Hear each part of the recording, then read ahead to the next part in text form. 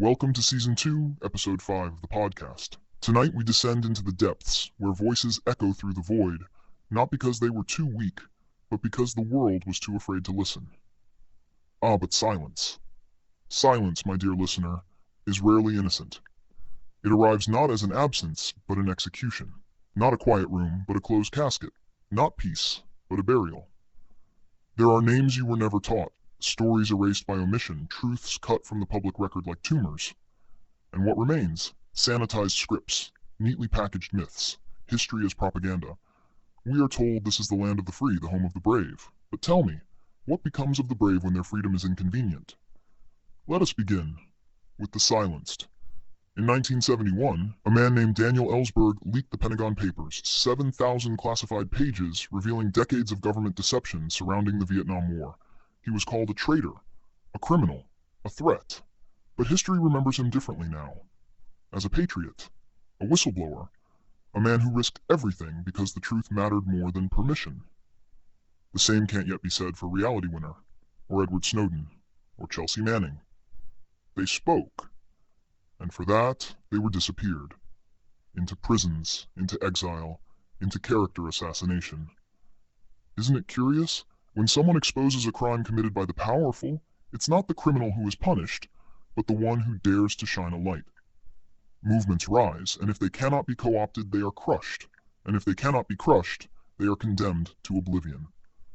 The Black Panthers fed children, they opened health clinics, they educated their neighborhoods, and so they were deemed terrorists. J. Edgar Hoover called them the greatest internal threat to American security. Not the Klan, not organized crime. The Panthers. Why?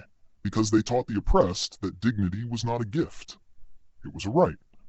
Fred Hampton, 21 years old, assassinated in his sleep during a police raid organized with the FBI's blessing. He said you can kill a revolutionary, but you can't kill the revolution. And yet they tried. Let's speak their names, those not found in textbooks. Mumia Abu-Jamal, former Black Panther, award-winning journalist, convicted in a trial so corrupted that Amnesty International called for a retrial. Karen Silkwood, a nuclear technician who discovered dangerous health violations at her plant. She was en route to meet with a New York Times reporter when she was run off the road. Her documents vanished. Leonard Peltier, a native activist, still imprisoned after a trial the UN has condemned as unjust. Decades in a cell for standing against the theft of sacred land. You may not know them, but power does, and that's precisely why you don't. The greatest trick the empire ever pulled was not the suppression of dissent, but the erasure of its memory. What good is a resistance no one remembers? They rename streets, demolish buildings, rewrite history books. They teach children of George Washington's honesty, but not of the slaves he hunted.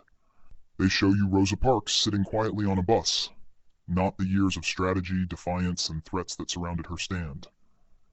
They honor Martin Luther King Jr. with a holiday, but sanitize his message into a lullaby, forgetting he died while organizing sanitation workers in protest of economic injustice.